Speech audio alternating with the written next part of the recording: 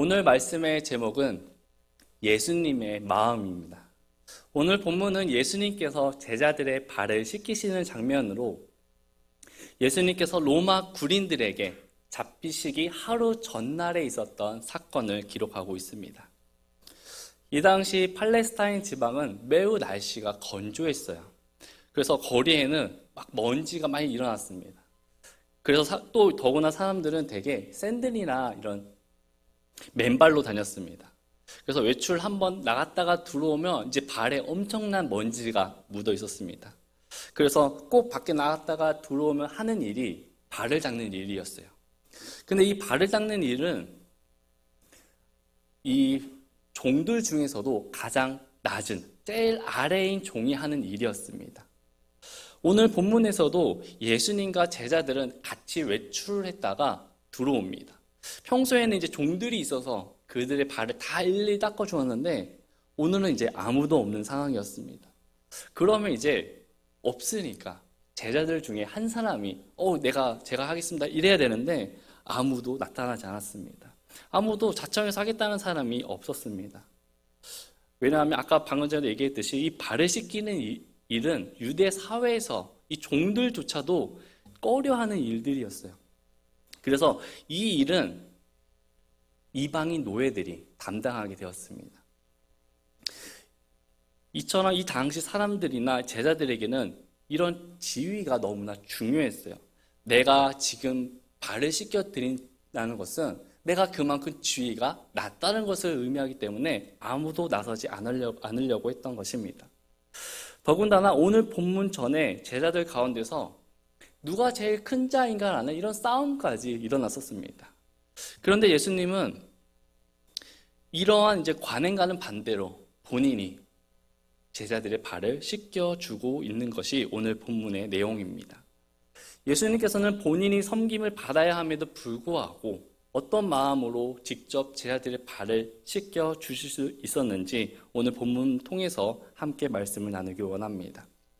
예수님의 마음, 첫 번째는 예수님의 생각을 품어야 합니다. 예수님의 생각을 품어야 돼요. 예수님께서 이 땅에 오신 목적은 마가복음 10장 45절 말씀에 보면 사람의 아들로 섬김을 받으러 오지 아니하고 도리어 섬기며 자기 생명을 많은 사람의 대속물로 주려고 왔느니라 라고 말씀하고 있습니다. 예수님은 하나님의 아들로서 우리에게 섬김을 받으시는 것이 마땅한데 오히려 우리들을 위해서 섬기러 오셨다고 말씀하고 있습니다. 뿐만 아니라 자기 목숨을 많은 사람들의 대속물로 주려고 오셨다고 말씀하고 있어요. 따라서 예수님께서 이 땅에 오신 목적은 우리를 섬겨주시기 위해서 이 땅에 오신 것입니다.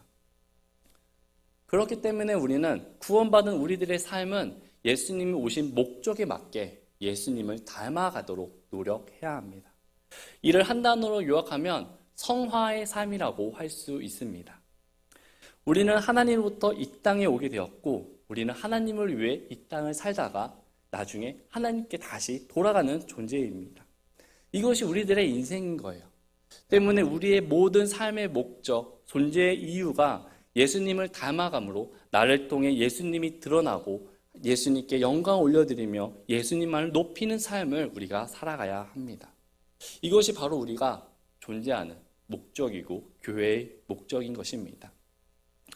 주님을 닮은 모습으로 가장 대표적인 것이 있다고 한다면 그것은 바로 사랑과 겸손 그리고 섬김일 것입니다. 우리는 이런 모습들을 닮아가도록 노력해야 합니다. 그럼 여러분, 닮아간다는 것이 무엇일까요?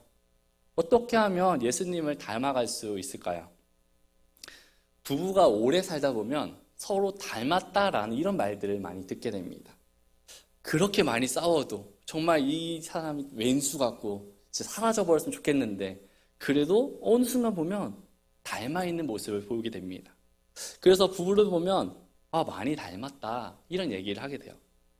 외형적인 것뿐만이 아니라 부부는 서로의 생각 또한 많이 닮아지게 됩니다.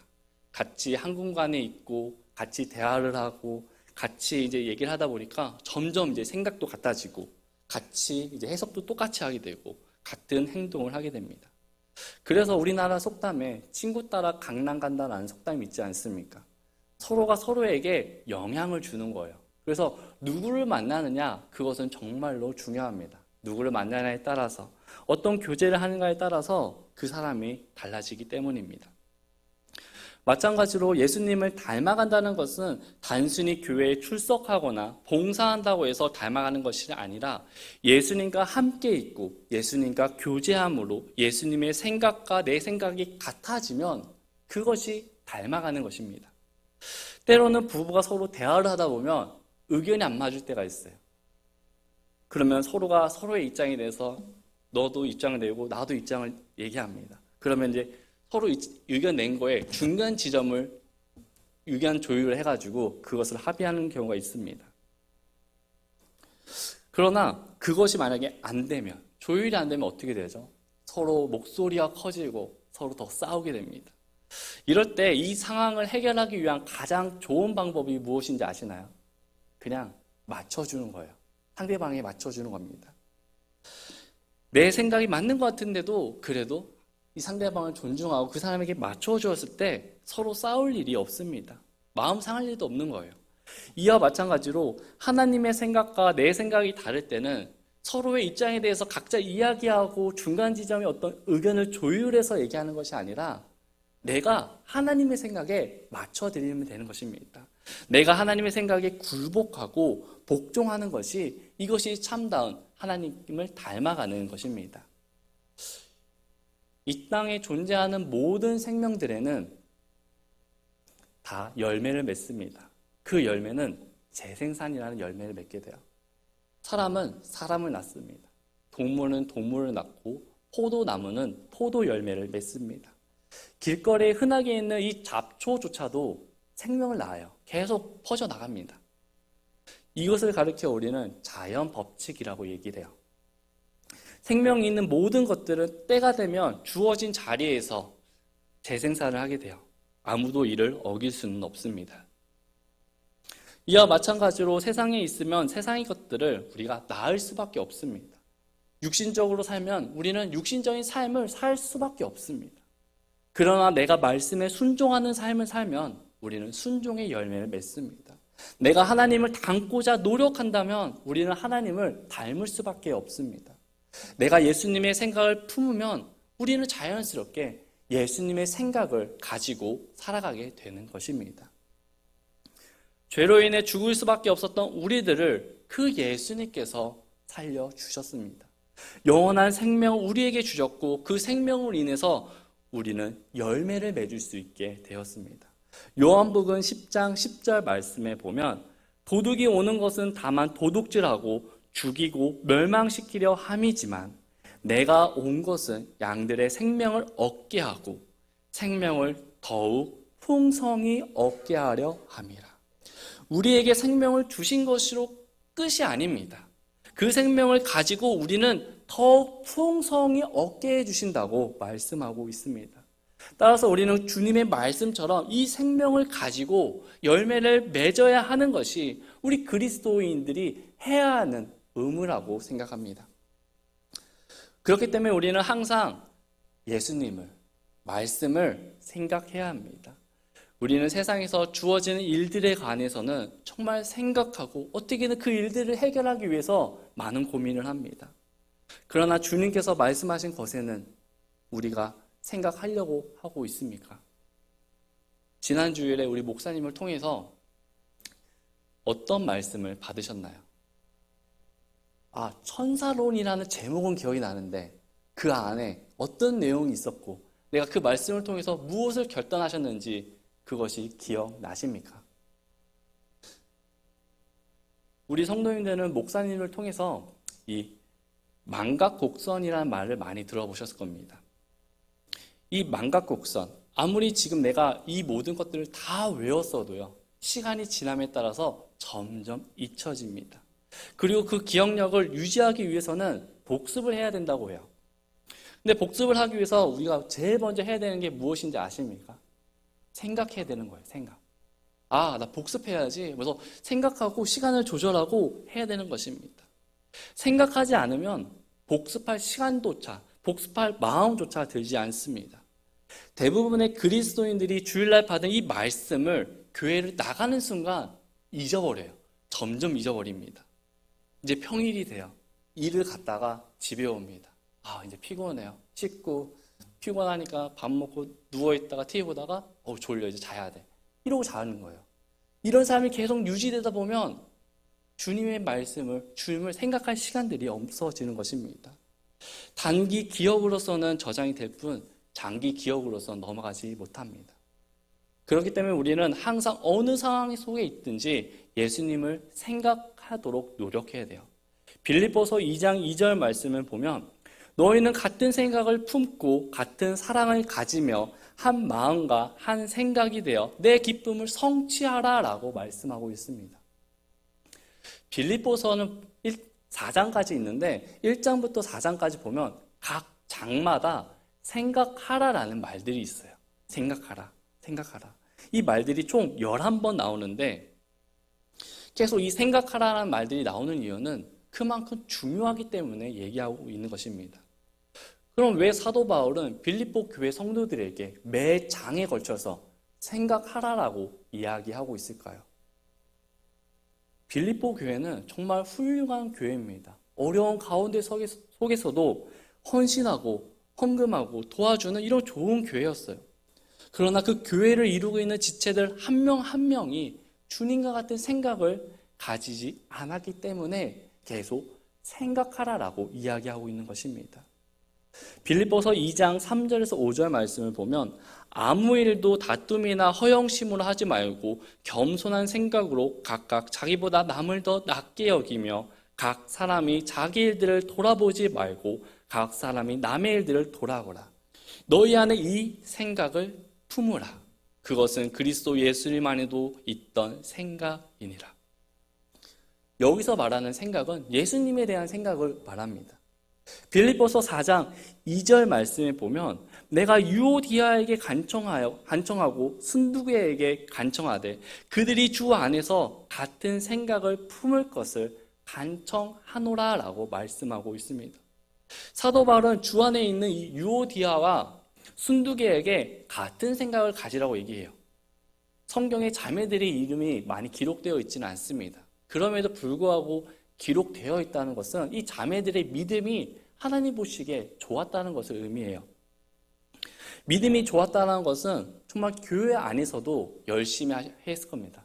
말씀도 사모하였을 거고 믿음도 있었을 것이고 헌신도 하였을 것입니다. 그러나 사도 바울은 이 두 자매에게 주 안에서 같은 생각을 품으라 라고 이야기를 해요. 왜 그렇게 얘기를 했을까요? 아무리 그 두 자매가 말씀을 사모하고 믿음이 있고 헌신도 하였지만 주님과 같은 생각을 가지고 있지 않았기 때문이었습니다. 사랑하는 성도 여러분, 예수님의 마음은 예수님의 생각을 품는 것입니다. 내가 아무리 헌신하고 내가 아무리 말씀을 열심히 들었어도 그것보다 더 먼저 되어야 하는 것은 예수님의 생각을 먼저 가져야 하는 것입니다. 그럼 예수님의 생각이 무엇입니까? 예수님이시라면 어떻게 하실까? 이것입니다. 이 생각을 가지고 날마다 우리가 살아가야 돼요. 이 생각을 가지고 날마다 내가 품으면 내 삶 속에서 자연스럽게 열매로 나타나게 되어 있습니다. 예수님의 생각을 품고 예수님을 닮아가도록 노력하는 저와 여러분들이 되시길 바랍니다. 두 번째로 예수님의 마음 두 번째는 예수님의 자세를 가져야 합니다.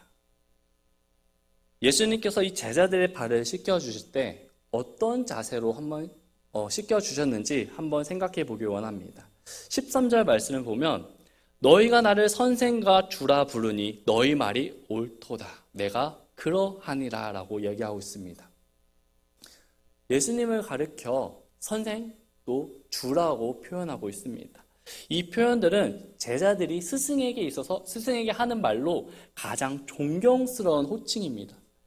그렇다고 한다면 이 제자들이 스승에 대한 존경의 의무로 집에 왔을 때 본인들이 먼저 나서서 예수님을 섬기는 것이 정말 마땅한 당연한 일이었습니다. 그러나 아무도 스승이신 주이신 이 예수님의 발을 씻겨 드리려는 사람은 없었습니다. 오히려 예수님께서 자신의 몸을 낮추시고 수건을 두르시고 대야에 물을 받아 제자들의 발을 한 명 한 명 씻겨주십니다. 왜 예수님께서 씻겨주셨을까요? 왜 이 일을 했을까요? 간단해요. 제자들 중에 하려고 하는 사람이 없었기 때문입니다. 다들 선뜻 나서지 않았습니다. 서로 눈치만 보며 누군가 하겠지라는 생각으로 그냥 그런 마음만 가지고 있었습니다. 그때 예수님께서 나서신 것입니다. 물론 예수님께서 그 상황 속에 말로 그들을 책망하고 가르치실 수 있었지만 그렇게 하지 않고 직접 행하심으로 본을 보여주셨어요. 그리고선 14절 말씀에 그런즉 너희 주와 선생인 내가 너희 발을 씻겨 주었으니 너희도 서로 발을 씻겨 주어야만 하느니라 라고 말씀하고 있습니다. 그리고선 15절 말씀에 내가 너희에게 행한 것 같이 너희도 행하게 하려고 내가 너희에게 본보기를 주었느니라 라고 말씀하고 있습니다.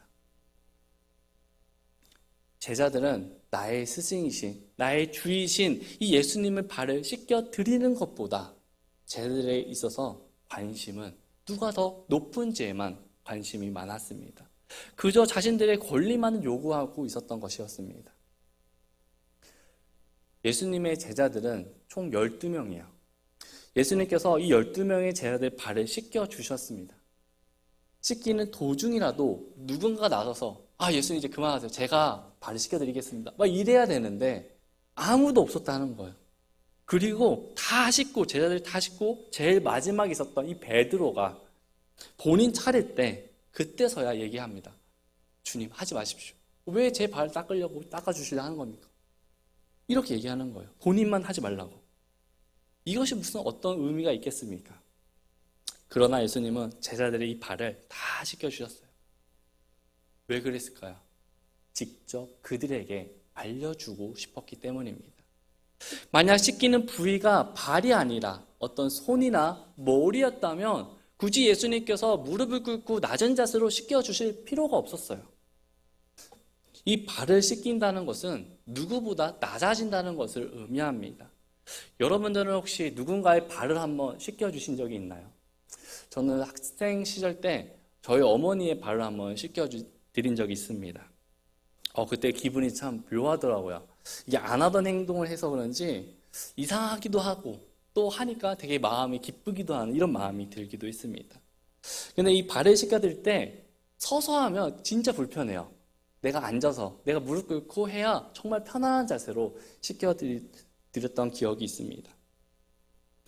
예수님께서는 지금 우리들에게 가장 편한 자세는 무릎을 꿇고 낮아져서 발을 씻기는 것이 편하다는 것을 직접 몸으로 보여주시면서 우리에게 가르쳐주고 계십니다. 예수님의 자세는 낮아지는 것입니다. 그래서 제자들이 누가 더 큰 자인가라고 서로 막 다투고 있을 때 예수님은 제자들을 가리켜 이렇게 얘기합니다. 마태복음 18장 4절 말씀에 보면 그러므로 누구든지 이 어린아이처럼 자기를 낮추는 자 바로 그 자가 왕국에서 가장 큰 자니라라고 말씀하고 있습니다. 우리는 세상에 있다 보면 더 성공하고 싶고 출세하고 싶고 지위가 높아지길 원합니다. 이 제자들 동안 그랬어요. 지위가 높아지고 더 큰 자가 되길 원했습니다. 이것들은 세상적으로 보면 잘못된 것이 아닙니다. 당연한 거예요. 자연스러운 것입니다. 내가 열심히 해서 내가 열심히 한 만큼 성과를 얻고 싶어 하는 것, 그것이 무엇이 잘못되었습니까? 그러나 방향이 틀린 거예요. 방향이. 서로를 비교하며 누가 더 큰 자인지 이것을 가리는 것이 아니라 내가 성공해서 내가 출세해서 내가 지위가 높아졌다 할지라도 내가 교만하지 않고 내가 어린아이처럼 낮아져서 주변에 있는 사람들을 예수님의 자세로 섬기는 것이 우리에게 필요한 것입니다. 성경은 교회를 그리스도의 몸으로서 묘사하고 우리를 몸의 지체라고 말씀하고 있습니다. 고린도전서 12장 12절 말씀 보면 몸은 하나인데 많은 지체를 가지고 있고 그 한 몸의 모든 지체가 많아도 한 몸인 것 같이 그리스도께서도 그러하시니라. 우리 몸에는 손, 코, 눈, 뭐 다양한 많은 것들이 있습니다. 그리고 그것들마다 다 명칭이 있어요. 그러나 이 모든 것들을 가리켜 우리는 한 글자로 얘기하죠. 몸이라고 얘기합니다. 우리 몸은 서로가 서로를 도와줍니다. 제가 만약에 시력을 잃게 되면 이 시력을 보충하기 위해서 청각이 발달하고 후각이 발달하고 미각이 발달하는 우리 몸 모든 신체들이 더 예민해지고 날카로워집니다. 고린도서 12장 13절 말씀에 보면 우리가 유대인이든 이방인이든 매인자든 자유로운 자든 모두 한 성령에 의해 침례를 받아 한 몸으로 들어왔고 모두가 마시게 되어 한 성령 안으로 들어왔느니라 라고 말씀하고 있습니다. 한 성령에 의해서 우리 모두가 한 몸이 되었다고 말씀하고 있어요. 그래서 우리는 세상에서는 직급이 있고 계급이 있고 나이에 따라 누리는 것들이 다 다르겠지만 또 우리가 서로 이름이 다르고 피가 다르고 생각하는 가치관도 다 다르지만 우리는 한 성령으로 인해서 모두가 한 가족, 한 몸이 되었다는 것입니다. 한 몸이 된 우리들은 서로 누가 더 크냐, 누가 더 잘났냐 이것을 할 이유가 없습니다. 서로 낮은 자세로 서로 섬겨야 합니다. 디모데전서 5장은 주님 안에서 하나 된 이 성도들을 어떻게 섬겨야 할 것인가에 대해 말씀하고 있습니다. 디모데전서 5장 10절 말씀에 보면 선한 행위로 인해 좋은 평판이 있어 혹은 아이들을 양육하며 혹은 나그네들을 묵게 하며 혹은 성도들의 발을 씻겨주며 혹은 고난받은 자들을 구제하며 혹은 모든 선한 일을 부지런히 따른 자라야 하니라. 바울은 디모데에게 편지를 보내면서 성도들의 발을 씻겨주라고 이야기를 합니다. 많은 사람들이 성공해서 지위를 얻어 섬김을 받기를 원합니다. 그리고 서로가 서로를 비교해요. 그러나 예수님의 가르침은 이것과는 완전히 반대입니다. 내가 지위를 얻었더라도 내가 성공을 하였더라도 서로가 서로를 비교하는 것이 아니라 서로가 서로에게 낮아져서 서로 섬겨 주어야 한다는 것을 우리에게 가르쳐 주고 있습니다. 오늘 본문 17절 말씀에 보면 너희가 이것들을 알고 그것들을 행하면 행복하다라고 말씀하고 있어요. 왜 내가 낮아져야 돼? 왜 내가 복종해야 돼? 왜 내가 피해를 입어야 돼? 이렇게 말할 수 있습니다. 그럼에도 불구하고 우리가 낮아지고 우리가 무릎을 꿇고 복종을 하고 예수님의 자세로 순종하면 하나님께서 말씀하신 것처럼 행복합니다. 왜요? 하나님께서 말씀하셨기 때문입니다. 그래서 우리 모두는 이 자세를 가지고 나아가기 원합니다. 마지막 세 번째는 예수님의 마음, 예수님처럼 모든 사람들을 섬겨야 합니다. 우리는 예수님처럼 모든 사람들을 섬기기를 원합니다. 이 본문을 살펴보면 이 가룟 유다가 나옵니다. 이 가룟 유다는 예수님과 제자들의 물질을 관리하던 사람이었습니다. 이 어느 곳에서나 이 돈을 관리한다는 것은 정말 믿을 만한 사람, 신뢰가 있는 사람에게 맡깁니다. 그래서 이 물질에 관해서만큼은 아무나 한번 경험해봐라고 시키지 않습니다. 그렇다고 한다면 이 가룟 유다는 예수님과 제자들에게 정말 신뢰와 믿음을 받았던 사람인 것으로 우리가 알 수 있습니다. 그러나 이 가룟 유다는 현실주의적인 사람이었어요. 예수님을 따르면 부와 명예가 따라올 것이라는 것을 그는 느끼고 그래서 예수님과 같이 동행을 했습니다. 그런데 예수님과 같이 다 동행하다 보니까 고생은 고생대로 하고 설상가상으로 이제 예수님께서 자신을 곧 죽는다라고 얘기까지 하는 거예요. 예수님이 다 죽어버리면 이제 모든 것이 끝나는 것입니다. 그동안 내가 죽도록 고생한 거 무슨 의미가 있겠습니까? 그때 2절 말씀에 저녁 식사가 끝날 무렵에 이제 마귀가 시몬의 아들 가룟 유다의 마음속에 그분을 배반하려 넘겨주려는 생각을 넣었더라. 가룟 유다가 예수님을 이때 배반하려는 마음을 가지게 됩니다. 그리고 계획을 짜요.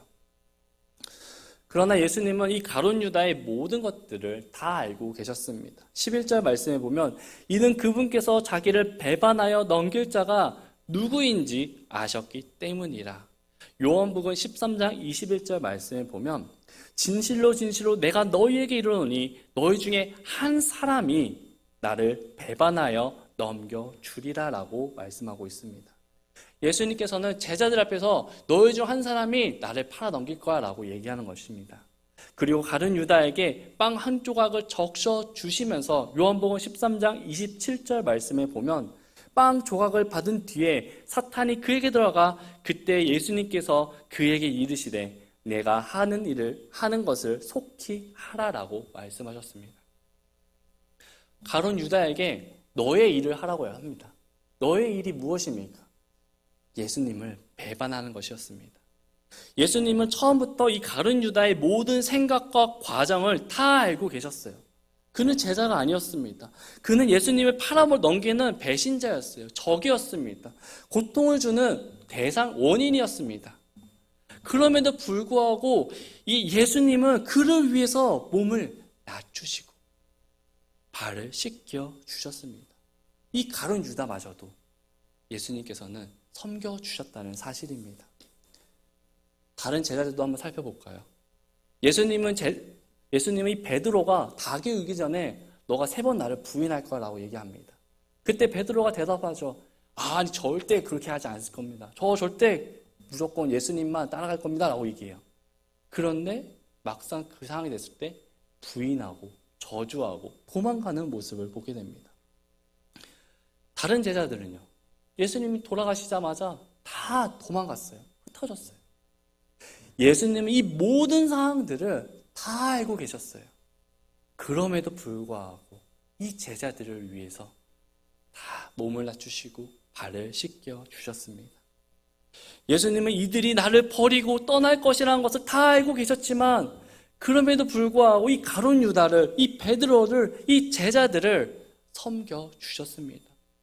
예수님의 입장에서 생각한다면 가장 믿었던 이 자들에게 배신을 당하고 상처를 받고 이런 것인데, 그리고 제일 중요한 나의 사랑을 줬던 이 사람들에게 이런 일들을 겪는다고 한다면 얼마나 예수님의 마음이 아프겠습니까?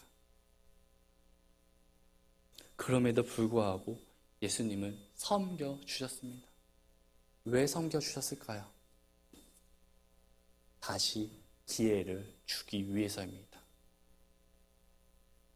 예수님이 십자가에서 돌아가시고 흩어졌던 이 제자들을 부활하신 후에 다시 찾아갑니다. 베드로를 찾아가서 아침을 만들어 주시고 와서 먹으라고 얘기를 해요. 베드로는 먹으면서 예수님은 베드로에게 묻습니다.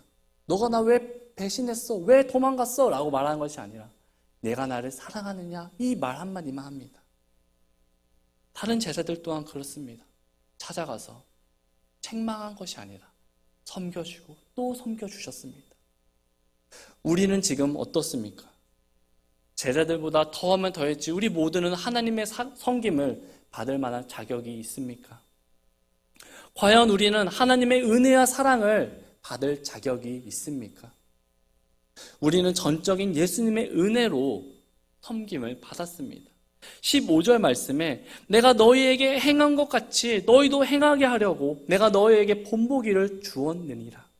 예수님께서는 배반을 당하고 상처를 받았음에도 불구하고 그들을 향해 오히려 꾸준히 항상 섬겨주셨습니다.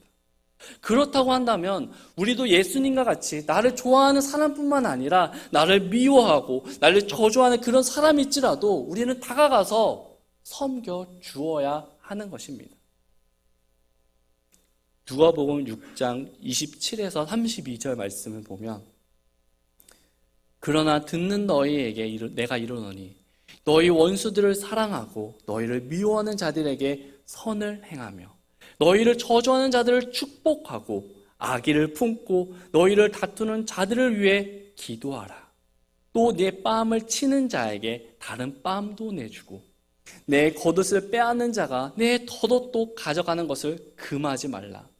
내게 구하는 모든 자에게 주고 내 물건들을 빼앗는 자에게 다시 달라고 하지 말며 사람들이 너희에게 해주기를 바라는 대로 너희도 그들에게 그와 같이 하라. 너희가 너희를 사랑하는 자들을 사랑하면 무슨 감사가 너희가 받겠느냐? 죄인들도 자기를 사랑하는 자들을 사랑하느니라 라고 말씀하고 있습니다. 나의 원수들을 섬긴다는 것, 나를 핍박하는 사람, 나를 저주하는 사람, 나에게 상처를 준 사람을 섬긴다는 것은 정말 너무나 어려운 일입니다. 우리의 힘으로 어떻게 나에게 이만한 피해를 준 사람을 그 사람에게 가서 섬겨줄 수 있겠습니까? 원수는 미움의 대상이지 섬김의 대상이 아닙니다. 그러나 우리는 사랑하고 섬길 수 있어요. 왜요? 예수님께서 이 원수들을, 나에게 상처를 준 이 사람들을, 나를 배신한 그 사람마저도 섬김의 본을 직접 보여주셨기 때문입니다. 우리 사랑하는 성도님들, 마라의 쓴물을 모두 아십니까? 모세가 이스라엘 백성들을 데리고 나와 광야를 돌 때 백성들이 물이 먹고 싶어요. 갈증이 너무 심합니다. 그때 마라의 지역에 도착하게 돼요. 마치 그곳에 물이 있었습니다. 백성들은 너무 좋아가지고 가서 이제 물을 먹게 돼요. 근데 물 먹었는데 너무 쓴 거예요. 이 물을 가지고 이제 모세에게도 불평을 해요. 이 물이 너무 써서 우리 도저히 못 먹겠다. 이거 도대체 어떻게 된 거냐고 모세에게 불평을 얘기합니다. 그때 하나님께서 출애굽기 15장 25절 말씀에 이렇게 대답하세요. 그가 주께 부르짖었더니 주께서 그에게 한 나무를 보여주심으로 그가 그것을 물들에 던지매 물들이 달게 되었더라. 하나님께서 모세에게 알려주시고 모세는 나뭇가지 하나 꺾어가지고 그 물에다가 던졌습니다.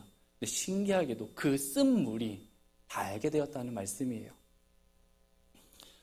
우리도 내 마음속에 싫어하는 마음, 슬퍼하는 마음, 상처받은 마음이 있다 할지라도 마치 내 마음이 너무나 쓴 물이라 할지라도 그 물에 나뭇가지를 던졌더니 단물이 되었던 것처럼 예수님의 마음을 우리가 품게 된다면 우리는 누구든지 용서할 수 있습니다. 우리는 누구든지 섬길 수 있습니다. 이제 우리는 예수님께서 어떤 마음과 어떤 생각으로 제자들의 발을 씻기셨는지 알게 되었습니다. 예수님은 오늘날 우리에게도 동일한 말씀을 하고 계십니다. 내가 너희의 발을 씻겨준 것처럼 너희도 서로의 발을 씻겨주라. 내가 너희에게 행한 것 같이 너희도 서로 행하라. 진정한 행복은 내가 어떤 원하는 것을 이루었을 때 이런 것이 행복이 아니라 예수님의 마음을 가지고 그것으로 우리가 살아가는 것이 행복입니다. 17절 말씀에 너희가 이것들을 알고 그것들을 행하면 행복하리라. 1절 후반절에 보면 세상에 있는 자기 사람들을 사랑하시되 끝까지 사랑하시니라 라고 말씀하고 있습니다. 예수님께서 직접 보여주셨습니다. 그 모습 그대로 너희가 나를 따라와라. 우리는 이 예수님의 본을 따라 예수님의 생각을 가지고 낮은 자세로 사람들을 섬기는 저와 여러분들이 되길 원합니다. 그렇게 섬겼을 때 예수님 우리에게 말씀하셨어요. 그것이 행복이라고. 우리 모두 이런 예수님의 모습을 본받아서 항상 알고 그것들을 행하며 살아가는 저와 여러분들이 되길 원합니다. 기도하고 마치겠습니다.